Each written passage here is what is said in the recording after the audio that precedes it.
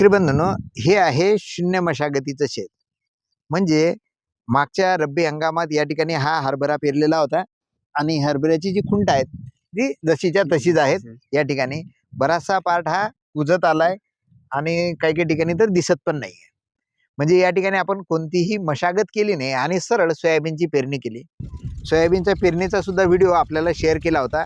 25 जूनला ही पेरणी झाली होती आणि आज बरोबर 25 जुलै आहे, आषाढी एकादशी आहे आणि आज 1 महिना या सोयाबीनला झालेला आहे. सोबत या सोयाबीनला कोणतंही रासायनिक खत नाही आहे, बियाणं घरचंच वापरलेलं होतं. ही टोकन यंत्रानं पेरणी केलं म्हणजे सगळं टीचीवर सोयाबीन आहे. सुरुवातीला पतलं वाटत होतं, परंतु आता मात्र हा फट्या झाकत आलाय आणि पुढच्या 8 दिवसात संपूर्ण हे झाकलेलं असणार आहे.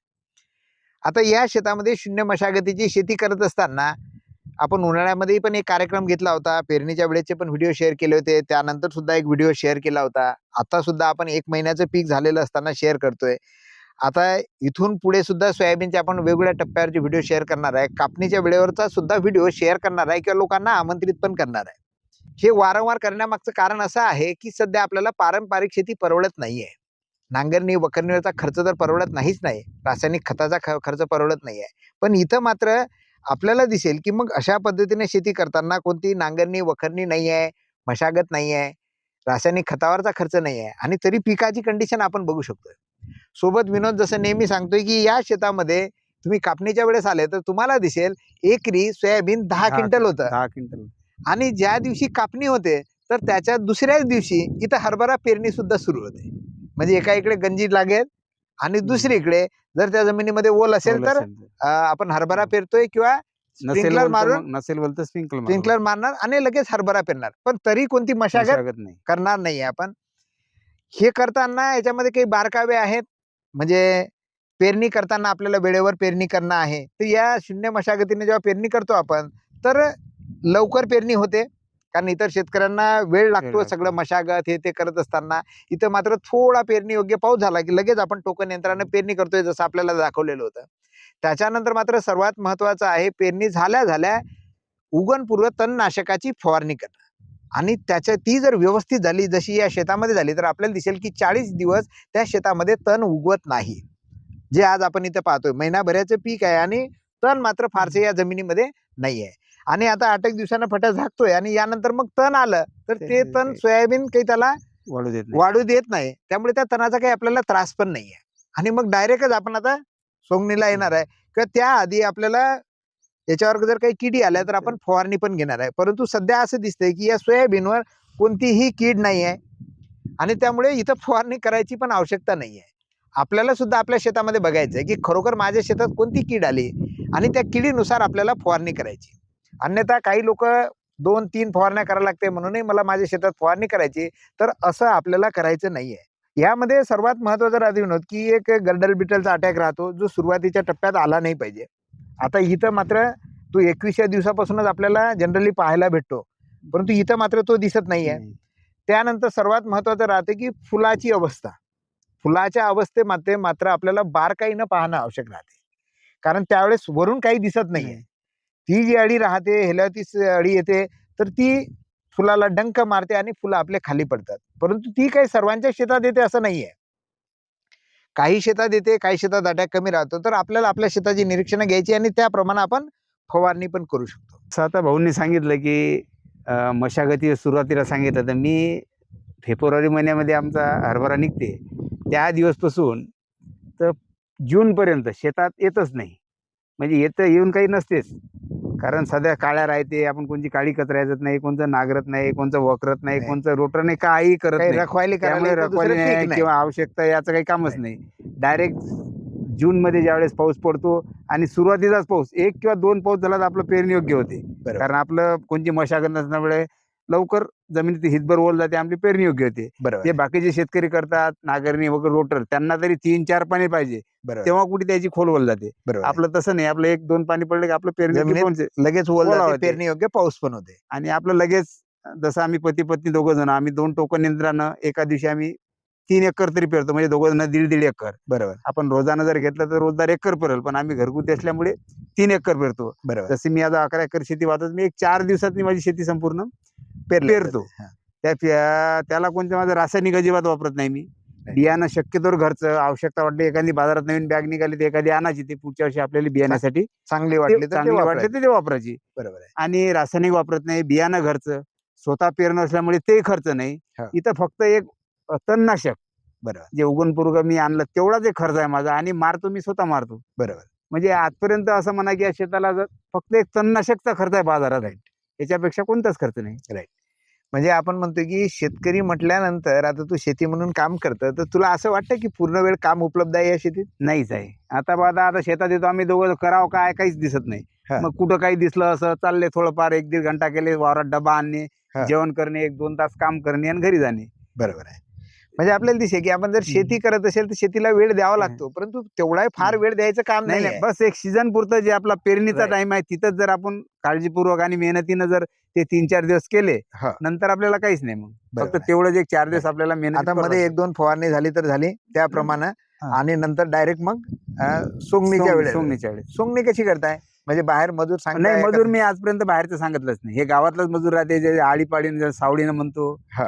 फार तर झालं तर कमी पडलं तर रोजानं, पण बरोबर मी आहे. गावातला शक्यतोवर बरोबर मजूर आहे. सांगतो. म्हणजे आमच्या गावामध्ये परंपरा अशी आहे की गाव छोटस आहे, 125 लोकसंख्येचं आहे, 25-30 घराचं आहे. या गावात कोणी भूमिहीन मजूर पण नाही आहे. हो. प्रत्येकाकडे 2-2, थोडी 3-3 थोडी फार शेती जमीन. आहे, प्रत्येक जण शेती हो. करतोय. आणि मग सोंगणीच्या वेळेस सुद्धा बाहेरचे मजूर काही फारसे इथे येत नाहीत, तर त्यावेळेस गावातलेच मजूर, आज विनोदचं सोंगणं, आता सर्वात पहिले तुझी सोंगणी सुरू हो, होते, कारण हो. पहिलं सोयाबीन पहिलं हे आहे.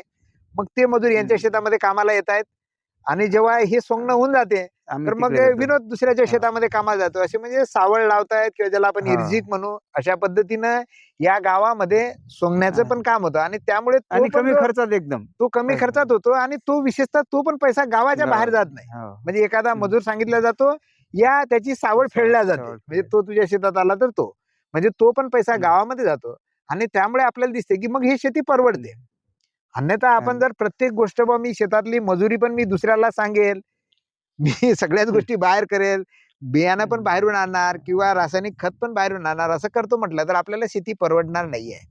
तर या पद्धतीनं शेती करणं खरोखर काळाची गरज आहे, बरोबर. बरोबर. अन्यथा जर पारंपरिक पद्धतीनं करतो म्हटलं तर खरोखर शेती परवडत नाही. तर माझी सर्व बंधूंना विनंती आहे की या शेतीतले सगळे बारकावे शिकण्यासाठी ज्या वेळोवेळी कार्यशाळा आयोजित केल्या जातात, तर त्या कार्यशाळेला आपण अवश्य हजर राहा.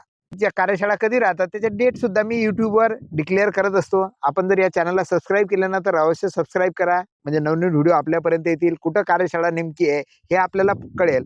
आणि युट्यूबवर तर ऐका, परंतु युट्यूबवर ऐकण्यापेक्षा मी जेव्हा ज्या ठिकाणी कार्यशाळा घेतो तर त्या ठिकाणी मात्र उपस्थित राहा, हजर राहा, आपले प्रश्न तिथं मांडा, शंकाचं समाधान करा.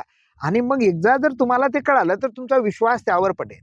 आणि मग जर तुम्हाला विश्वास त्यावर बसला तर मात्र मग तुम्ही तुमच्या शेतामध्ये जाऊन ही शेती कशी करायची ते तुम्हाला ठरवायचं आहे. कारण प्रत्येक गोष्ट बाहेरून येऊन कोणी काही सांगणार नाहीये. नाही, मेन म्हणजे ते असं विश्वास बसणं खूप महत्वाचं आहे. हा. कारण एक छोटस उदाहरण सांगतो. एक चुलत भाऊ आहे जवळ, हा. तो नेहमी ट्रॅक्टरने पेरतो. हा. त्याला 7 क्विंटल 6 क्विंटलवर कधीच ॲव्हरेज झाला नाही. आणि हा. यावर्षी त्याने पक्क धरलं, कारण आपलं नेहमी पाहते 10 क्विंटल येते ॲव्हरेज. बरोबर. आणि यावर्षी त्यानं पक्क करायचं ठरवलं होतं.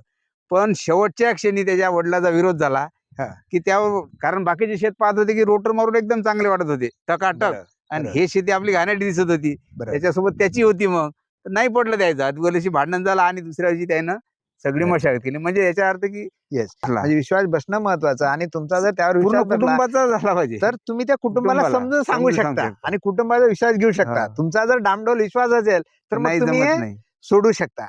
पण आता इथं जसं विनोद आहे, सगळं कुटुंब त्यांना हा. सपोर्ट करतंय. जे शेतकरी आहेत ते कुटुंबासह हे शेती करतायत. आणि खरोखर ही आनंददायी कुटुंबानं करण्याची शेती आहे, ज्यामध्ये खर्च कमी. मी तर म्हणतो की याला असं वेगळं काहीतरी नाव द्यावं लागेल, कमी खर्चाची शून्य मशागत शेती. कारण खर्चच नाही आहे. काहीच नाही खर्च. तर अशा पद्धतीने आपण शेती करू शकता. या ठिकाणी आपण पाहू शकतोय की आधीच्या पिकाचे जे अवशेष आहेत आपल्याला हे दिसत आहेत. आपल्या हरभऱ्याची कुंट दिसत आहेत, जी जशीच्या तशीच राहू दिली, कोणतीही वाही केली नाही आपण. हे आता बरीचशी यामधली कुजत आली, आपण इथे उपटलं तर आपल्याला दिसते की आता सडले नाही. हे कुजत आलं चांगलं. आपण याला सडणे नाही म्हणू, सडणे प्रक्रिया वेगळी, हे कुजते म्हणजे खत तयार होते. तर आता या जमिनीमध्ये मोठ्या प्रमाणात जीवजंतू असल्यामुळे, सूक्ष्मजीव असल्यामुळे जे काही इथं पडतं तर ते पण लवकर कुसतं. आणि त्यामुळे आपल्याला दिसते की या पिकाची वाढ ही समाधानकारक आहे.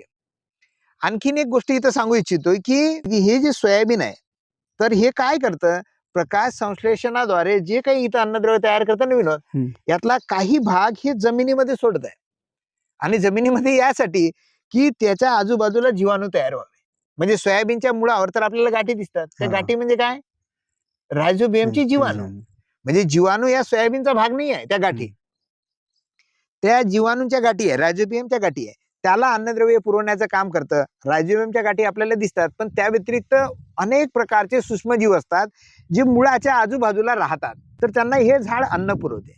आणि त्या मोबदल्यात ते सूक्ष्मजीव काय करतात, तर झाडाला लागणारं जे अन्न आहे, नत्र, स्फुरद, पालाश, ते पुरवण्याचं काम करतात. आणि या जमिनीमध्ये सूक्ष्मजीव मोठ्या प्रमाणात असल्यामुळे झाडाला पाहिजे तेवढं अन्नद्रव्य मिळतं.